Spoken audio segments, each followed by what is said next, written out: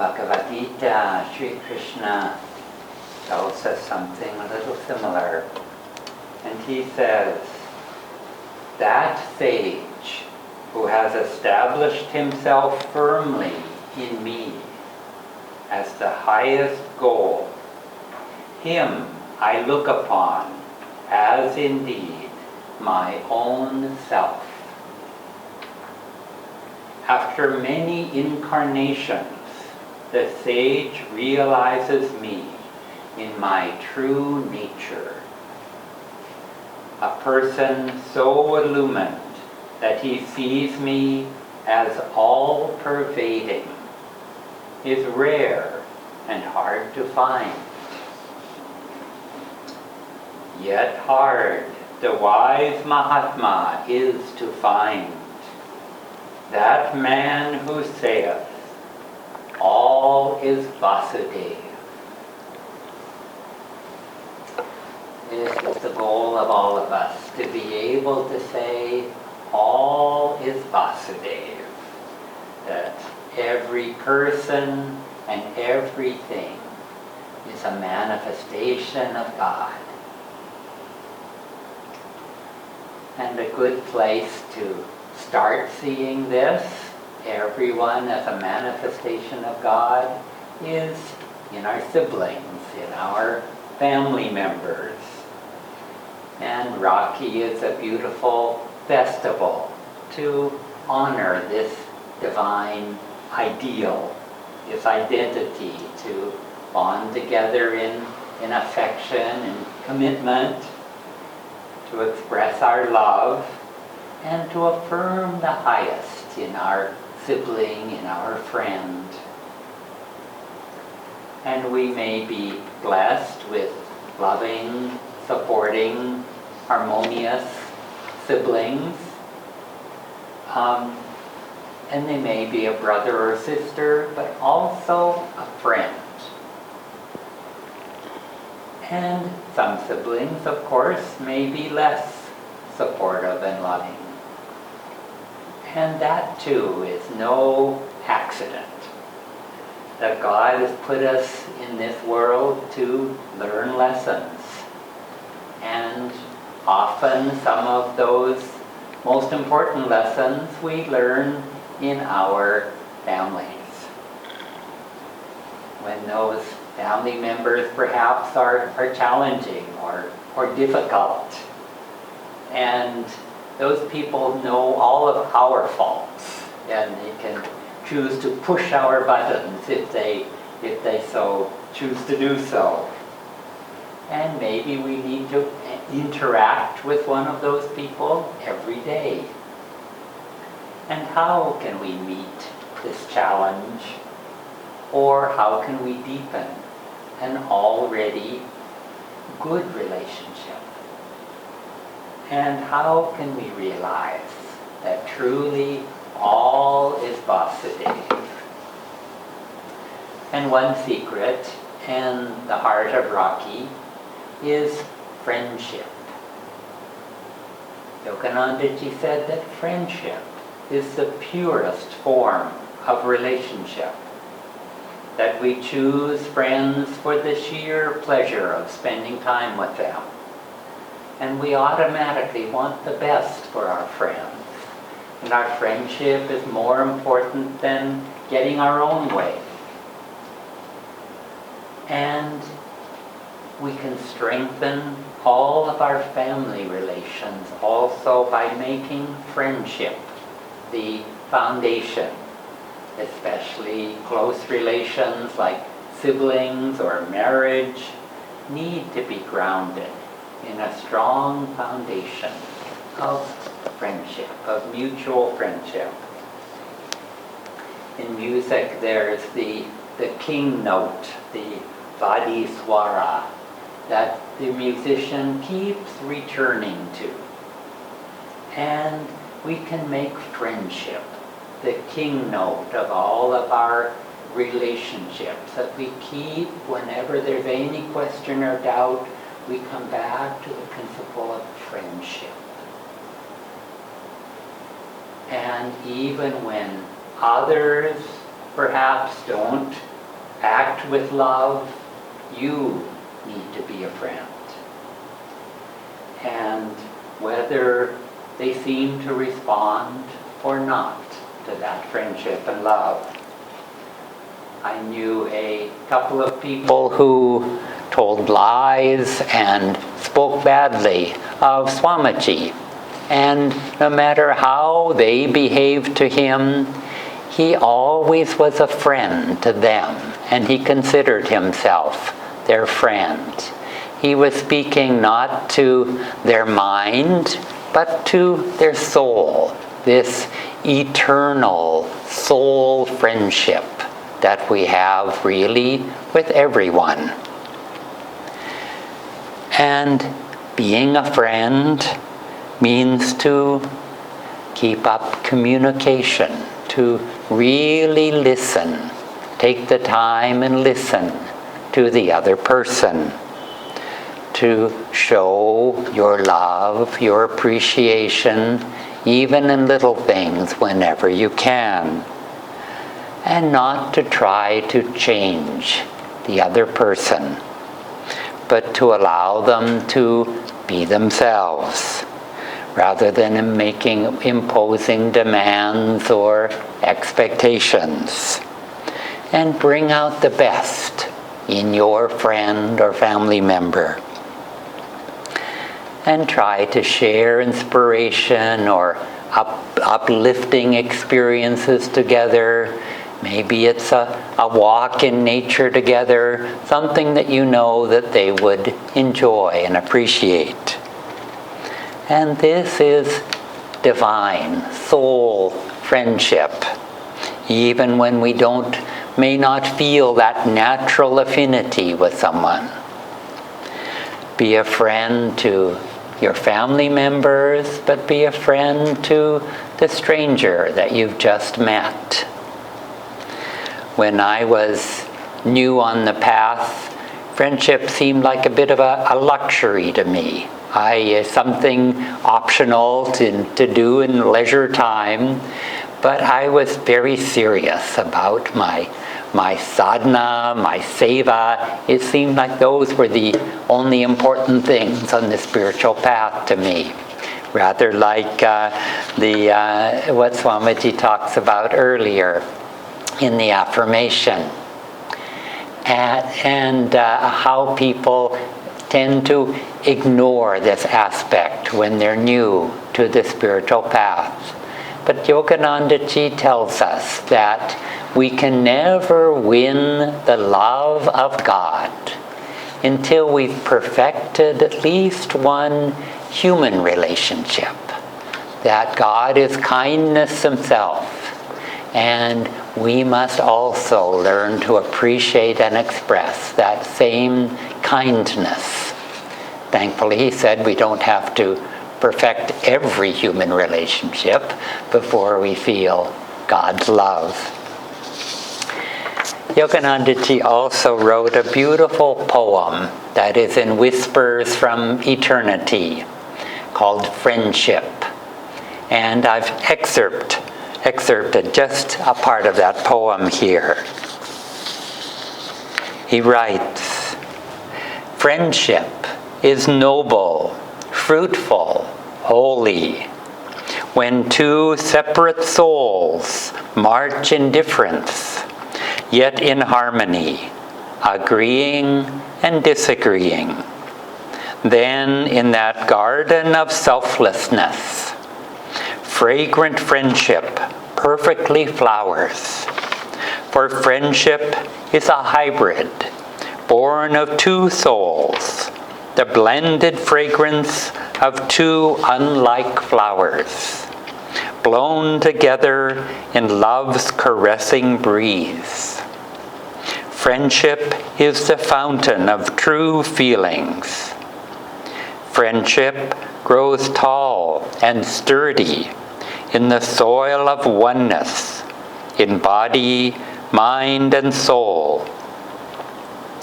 Demands, deceptions, sordid sense of possession, courtesies lack, narrow self-love, suspicion, These are cankers which can eat at the heart of friendship.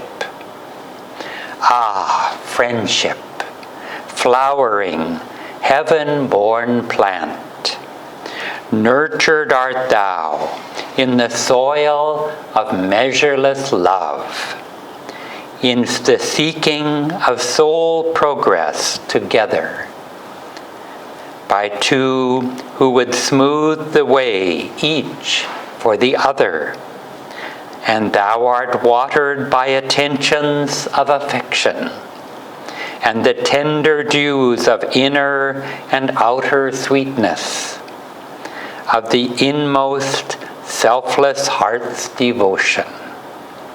Ah, friendship, where thy soul-born flowers fall, there on that sacred shrine of fragrance, the friend of all friends craves to come and remain. What a joy to be together. Happy Raksha Bandhan today.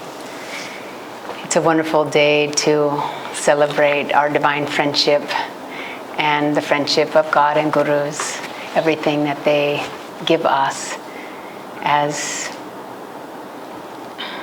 our perfect friends. As Keshava was just reading from Master's beautiful poem. Also today we're talking about magnetism and the magnetism of divine friendship.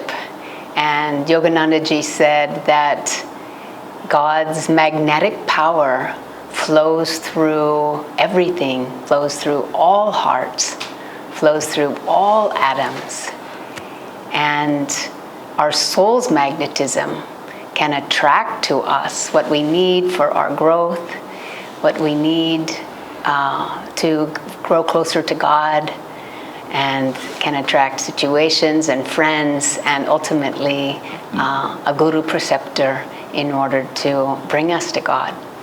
And as Yogananda has talked to us about the battle of life, there's also the magnetism of the ego, or he would even call it satanic magnetism, that tries to pull us away from God's power and God's magnetism, who is constantly trying to uplift the soul closer and closer to God all the time. And so, of course, that's one of the reasons why we're all on the spiritual path, because we want to expand our soul magnetism and attract divine brothers, sisters, friends, and of course the greatest friend of all.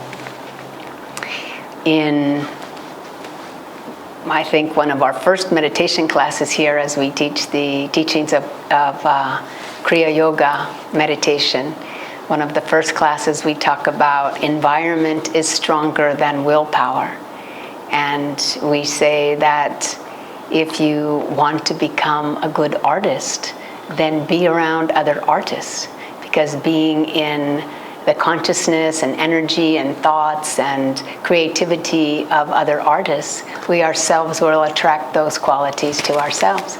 Same if you want to be a good businessman or business person, you would also be around other business people and attract those qualities of salesmanship and finances and other qualities that they have that we can rub off on us, and we can become good businessmen. And as beginning meditators, we advise people to be around people who meditate. And for those seeking to become more spiritual or to be around spiritual people, then seek those peaceful spiritual people out. And slowly we can become more like them, because their magnetism will rub off on us.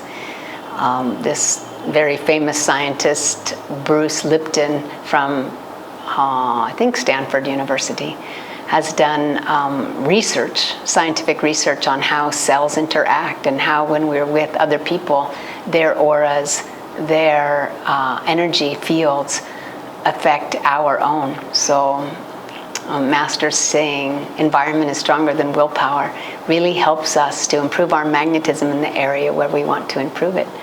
And I know a long time ago when I first got onto the path and first moved to Ananda village, I was coming from a very sort of worldly past and worldly environment, and I really wondered whether I was going to fit in, whether my worldly nature and thoughts and things like that would affect my ability to want to remain or other people accepting me. And I was so surprised that when I moved to this spiritual community, Ananda Village in California, that Swami Kriyananda created on the basis of Yogananda's ideals of world brotherhood communities. And there was about 300 disciples, Yogananda's disciples, Kriyabans, living there. And I wondered whether I would fit in. But it was so interesting that after a very short time, I realized that my worldly ways were just dropping away. And, this thought of wanting to go to the mall and go shopping, or maybe have a glass of wine, or whatever I was concerned about moving to the village, they never crossed my mind. I was suddenly in the consciousness and thought force of devotees all around me, and sort of darkness flew away, and felt like I was just resting in a beam of divine light. And for all of us, I think that living around other devotees is a wonderful thing to aspire to. Swami, as you know, Ananda has many spiritual communities, but being around spiritual friends is one of the best things that we can do for our own growth. And so whether it's online, on Zoom, in classes, or satsangs, try to always be around those who have the consciousness that we want to achieve. And so moving to a spiritual community is like a mirror. And when suddenly we have maybe a thought that's negative or contrary or fault-finding, suddenly if you're around other devotees, it's so easy to note the dissonance of our own consciousness compared to everybody else's. So it acts as a mirror, just like, wow, I'm not really feeling in tune with the joy and the love vibration that's all around me. And suddenly it's just a self-correction. We can introspect very quickly, like, it's me that's off. It's not everybody else, it's me that's off. And so our divine friends lift us up when we're down. If something happens, we've seen countless times when our divine friends have just helped lift us up. One time there was somebody in the community who had taken money. He thought, he justified it that it was his and he deserved it, but it affected many other people in the community. And people went to Swami and said, this isn't fair, why are we letting him do this? And Swami said, friendship is more important than money. And he said, if this money is meant to come to us, it will come to us in another way. This friend, feels it's his, and let him have that. But I'm going to put my divine friendship above money. And I think if we all did that in this worldly life that so many of us live, the divine friendship's more important than that. I think it would all be, we would all have more harmonious relationships. And also within that community, there was a girl who was very much desiring to be in a relationship, was desiring to attract a partner. And Swami told her, you focus on giving energy to others. You focus on being a channel of God's love to others, and your spiritual magnetism will grow. And when that grows, then you can attract the right partner. But don't think of, what do I want? Think of, how can I give? And in that way, your magnetism will grow. And in fact, when people move to a spiritual community, to one of the Ananda communities, it was always advised not to get in a relationship if you were not already in a relationship, not to get into a relationship at least for a year while you build the relationship with God, with Divine Mother, with other devotees first, so that we could start to really understand what divine friendship means. And then later on, if a person came into your life or a situation came into your life, you would already know what that divine relationship felt like. And you would know whether this new situation was bringing you closer to that or taking you further away from that. So we also feel that that's good advice on a spiritual path. Don't jump into anything until you've established that relationship with God first. Swami has told us that our Guru, Yogananda Ji, would not necessarily tell people spiritual principles in the ashram very much. He would guide them in what to do in seva. He would give them things to do.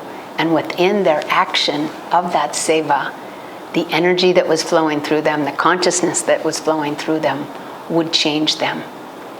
And that combined with our spiritual practices, Kriya Yoga, all the different practices that our gurus have given us, that thought of God flowing through us and our practices, again, changes our magnetism, increases our spiritual magnetism manyfold, and we become better disciples. And as you know, Kriyananda never wanted to be known as a teacher or a guru. He always wanted to be known as a good disciple. And he sort of gave an example or a role model to all of us that what we do is not important if we're trying to share the teachings as a teacher. What's important is that we're good disciples. And what are the attitudes of a good disciple? Openness to learn, open to a greater reality, and in that pure and expansive consciousness, our spiritual magnetism soars. And then we again attract the friend of all friends, the brother of all brothers. Swami Kriyananda would work with us all in a way of also giving us seva to do so that we could feel the divine flowing through us. In traditional monasteries, perhaps, they would say, give up your will, so that you can renounce the world. But Swami Kriyananda was, let's embrace everything.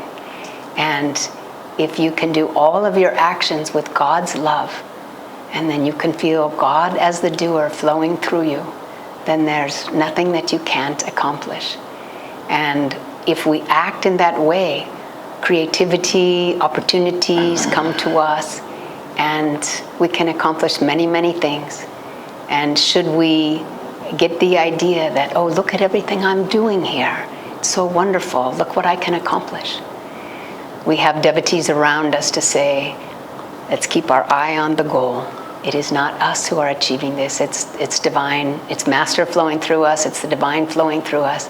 And the goal is to be one with Him and to act as His channels. And with so many people within the spiritual communities, all doing the same thing, God's love and energy flowing through them, it's miraculous what has been achieved in a very short period of time in the sharing of Master's work in this world. And there was an Italian woman disciple after Swami moved to India. She came to India to visit him, and she was crying, and she said, Swami, we miss you so much, because Swami had moved from Assisi to Delhi, to Gurgaon. And he said, yes, it is too bad that Master's work keeps us physically apart, but our friendship is divine. And I feel very close to you in my meditation, and I love you with God's love. And isn't that what we all want to do, is love each other with God's love? Our friendships, our spouses, our brothers and sisters. Swami would talk about how Master would be so incredibly humble and respectful to every person that he met. And here's this great, powerful avatar that has all the infinite power of the universe and wisdom flowing through him. And he was so divinely humble to everyone. And Swami said that's because Master saw God in everyone, and so could humbly respect every soul. And so that should be our guide for all our relationships. Harmony, respect to each of us. I close with a reading from Swamiji, just a short paragraph from The New Path by Swami Kriyananda talking about Master. Friendship in God, surely, was the key to our relationship with Master. It implied no easygoing relationship, such as worldly people enjoy with one another, but rather demanded of us the utmost. The friendship our Guru extended to us was to our souls. To reciprocate in kind meant to strive ever to meet him on that divine level. He always held out to us the highest ideal to which each of us might aspire. Such perfect love imposes the most demanding of disciplines, for it asks nothing less of the disciple, ultimately, than the total gift of himself to God.